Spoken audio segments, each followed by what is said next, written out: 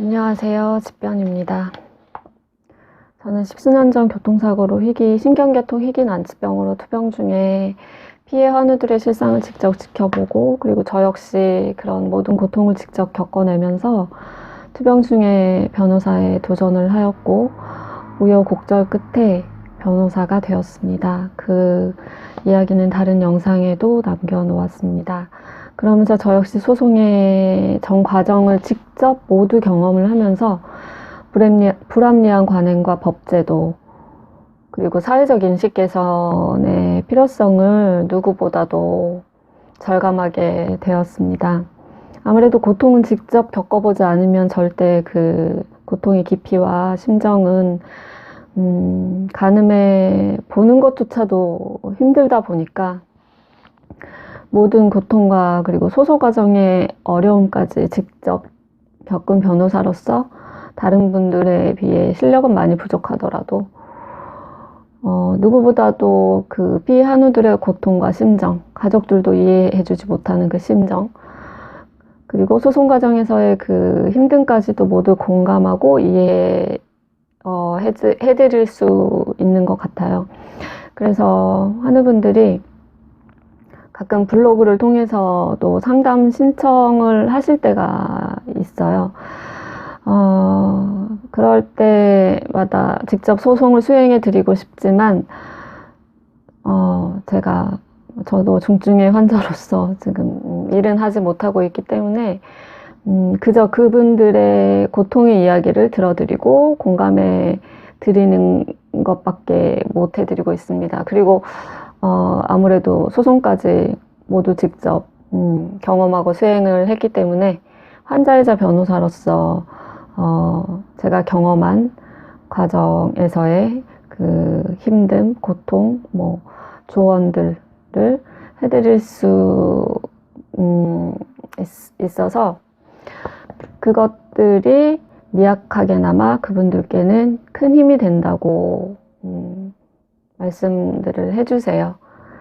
그런데 감사 인사를 들을 때마다 저는 오히려 굉장히 속상합니다. 왜냐면, 그리고 무력하기도 하고요. 왜냐면 앞으로 그분들이 겪어나가야 할 힘듦을 가장 잘 아는 법조인으로서 정작 실질적으로 제가 법제도를 당장 바꾼다던가 사회적인 인식을 개선시키고 편견을 깨트린다던가 그렇게 실질적으로 별다른 도움도 드리지 못하고 있으니까요. 그래서 피해 한우들에게 미약하게나마 제가 같은 환자이자 감사히도 변호사로서 도움을 드리고 싶은 마음으로 이렇게 한 분의 한우분이라도 이 영상을 접하게 되시는 분이 계시면 조금이라도 도움이 될까 싶은 생각으로 이렇게 요즘에 영상들을 남겨보고 있습니다. 지금 이 순간에도 사고 등으로 CRPS, 간대성 근경련, 섬유 근육통, 각종 수많은 희귀 난치병을 얻어서 신체적, 경제적, 그리고 사회적 편견으로 인한 고통에다가 소송 과정에서의 고통까지 겪고 계시는 한우분들이 고통을 마음껏 쏟아내고, 그리고 앞으로는 사회적인 공감과 이해도 받게 되고, 또한 소송에서도 고통을 덜 받기를 바라는 절실한 마음을 가지고 있습니다. 사실 외상으로 인한 희귀 난치 질환 피해 환자들은 신체 감정 재판 과정에서 평가 및 판단의 대상이자 객체이기 전에 병의 고통을 실제로 몸소 직접 겪는 주체이자 소송의 직접 당사자입니다. 이 사실이 가장 중요합니다. 그럼에도 불구하고 이런 환자들은 일반인은 상상조차 할 수 없을 정도로 극심한 고통에 시달려서 혼자서는 일상생활을 제대로 영위하기도 힘들어지고 사회로부터 고립되고, 그렇게 사회적 약자로서 그들의 목소리조차 밖으로 내기가 매우 힘든 실정입니다. 그럼에도 불구하고 피해 환자 입장에서 이루어진 연구는 사실상 전무한 실정입니다. 그런데 교통사고, 뭐 산업재해사고, 그리고 의료사고 등 외상으로 인한 희귀난치 질환 환자들은 앞으로도 계속 생겨날 것이고, 그에 대한 합리적인 해결 방안에 대한 사회적인 요청 또한 계속될 것입니다. 안타깝게도 수많은 환자들이 안락사를 간절히 바라기도 하고 더는 고통을 견디지 못해서 스스로 삶을 거둠으로써 고통을 끝내는 그러한 선택들도 늘어가고 있는 것이 현실입니다. 그래서 제가 지난해 현행 손해배상 청구 소송에 있어서 신체감정 제도 및 관련 법제도의 한계와 그 대안이라는 연구를 수행하였는데 그 관련 영상들을 더 만들어 볼까 하다가 오늘은 간단히 제가 그때 연구에 부록으로 무엇을 담았냐면 제가 인터뷰한 환우들 사례들의 답변들도 담았고 더불어서 그 CRPS 온라인 커뮤니티에 그 환자들이 직접 고통과 심정을 남긴 글들을 담아 놓았어요. 그래서 그때 그 글들, 환우분들의 글들을 다시 읽고 발췌하여서 정리를 하면서 마음이 정말 많이 아팠습니다. 그리고 그 중에서도 안락사가 소원이라고 하는 그 환우분들의 글들을 접할 때면 마음이 가장 많이 아팠던 것 같습니다. 왜냐하면 저도 가까운 친구들에게는 안락사를 언급한 적도 많았기 때문에 지금도 그 마음도 어느 정도 가지고는 있어요. 근데 아무래도 안락사라는 표현을 쓰면 아직까지는 부정적인 인식이 많은 것 같아요. 왜냐하면 고통을 직접 겪어보시지 않은 분들께서는 어떻게 본인의 목숨을 그렇게 스스로 함부로 할 수 있느냐. 그런데 그리고 종교적인 신념 때문에도 비판을 하시는 분들도 당연히 계시겠죠. 그 모든 분들의 의견 다 이해하고 존중을 합니다.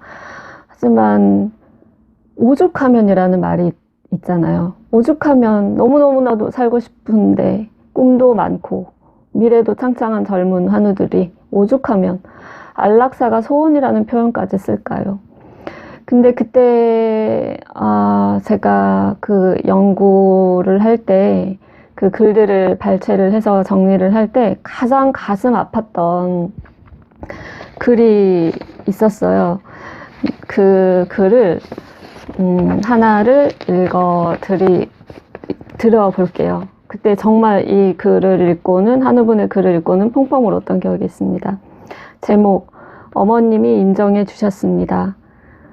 드디어 어머니가 돌아가시자마자 뒷정리하고 자살할 것이라는 말을 인정해 주셨습니다. 그동안 적잖게 그런 말을 해도 일부러 회피하시는지 못 들은 척 하시거나 지나가는 말처럼 억지 죽음에서 쓴다냐 라고 말리시던 분이 이런 말씀을 하시네요. 그래, 애미로서 이런 말 할 말이 아니다만 자꾸 죽는다니 하는 말이다. 죽으려면 깨끗하고 좋은 옷 입고 곱게 죽어라. 그리고 죽어서도 내 옆에 같이 있어라. 그런 얘기를 하는 어머님이나 저나 눈물이 나려는 걸 참아냈습니다. 아무런 희망 없이 집에 번데기처럼 온드내 고통을 참아내는 날들이 지겨워 하루에도 몇 번씩 죽음을 꿈꾸는데 어머님도 인정해 주심으로 죽음에 대한 실제적인 생각들이 좀 더 구체화된 것 같습니다.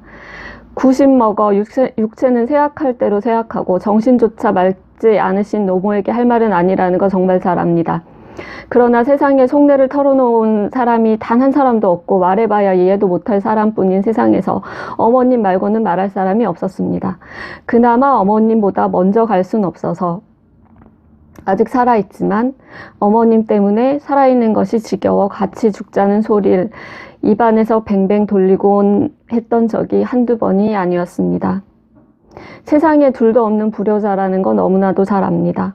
하지만 정말 많이 힘드네요. 이렇게 글을 남기셨어요. 어느 한우분께서. 이 글을 읽고 그때 한참 동안 울었던 기억이 납니다.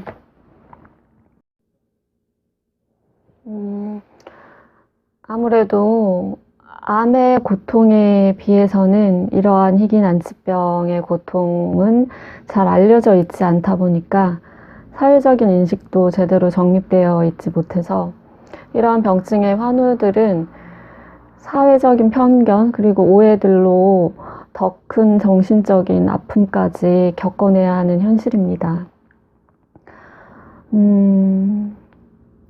사고 등으로 이러한 희귀난치병에 걸려서 피해자로 투병 중인 환우들이 매일 살아가는 고통스럽고 불편한 일상을 아마 온전하고 자유로운 신체를 가진 사람들은 이해하지 못할 것입니다. 너무나도 당연할 이야기일 것 같아요. 왜냐하면 사람들은 자신이 알지 못하는 영역에 대해서는 마치 다 아는 것처럼 함부로 이야기하기도 하고 쉽게 이야기하기도 하고 때로는 자신이 알고 있는 그 상식의 한도 내에서 그리고 자신이 경험한 한도 내에서 타인의 고통이나 삶에 대해서 쉽게 평가하고 마치 다 아는 것처럼 이야기하기도 하잖아요. 그리고 때로는 조언이라는 허울로 포장해서 심한 상처들을 주기도 하고요. 저 역시 그러한 적이 없나 늘 반성하면서 삶을 되돌아보면서 살아가고 있고요. 그 체로키 인디언 속담에 이런 말이 있어요. 다른 사람의 모카 신발을 신고 2달 동안 걸어보지 않고서는 그를 판단하지 말라라는 속담이 있어요.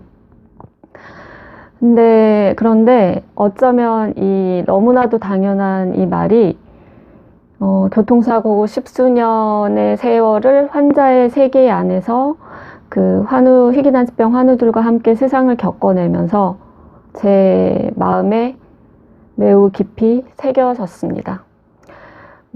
저는 그 환우들의 세계와 법조인의 세계 그리고 그 모호한 경계에서 두 세상의 괴리감을 반복적으로 느끼면서 끊임없이 저의 한계를 직면하고 있어요. 아무래도 우리는 자신이 직접 경험해보지 않은 그런 타인의 삶과 고통을 절대로 온전히 이해할 수 없을 것이에요. 저 역시 그러할 것이고 그렇지만 우리가 그러한 노력을 계속해 나가지 않는다면 같은 사회에서 다른 세계를 살아가고 있는 소외된 사람들, 사회적 약자들과 함께 같이 살아간다는 말은 어떠한 의미도 없을 것 같습니다. 그래서 언제나 삶의 그 가능성에 대해서 단정 짓지 말고 타인의 삶을 함부로 판단하지 말아야 할 것 같습니다. 그리고 제 이야기를 오늘 들어주신 여러분께서 훗날 이러한 희귀난치병 환우들을 마주하실 때 설령 겉모습이 멀쩡하더라도 그 환자들의 진정한 목소리를 경청해 주시고 겪어보지 않은 타인의 고통에 관해서 역지사지의 의미를 다시금 되새겨서 그들의 고통과 심정을 헤아려 주시기를 간절히 바라는 마음을 오늘 함께 전해 보겠습니다. 그리고 또 겪어보지 못한 타인의 삶과 고통의 그러한 모습은 나의 눈에 보이는 것이 전부가 아니라는 사실을 다시 한 번만 생각해 주시고 희귀난치병 환우분들을 대하실 때 아주 조금만 더 따뜻하고 세심한 시선으로 편견 없이 바라봐 주시기를 부탁드리겠습니다. 오늘도 제 이야기를 들어주신 단 한 분께라도 진심으로 감사의 인사를 전합니다. 감사합니다. 10변이었습니다.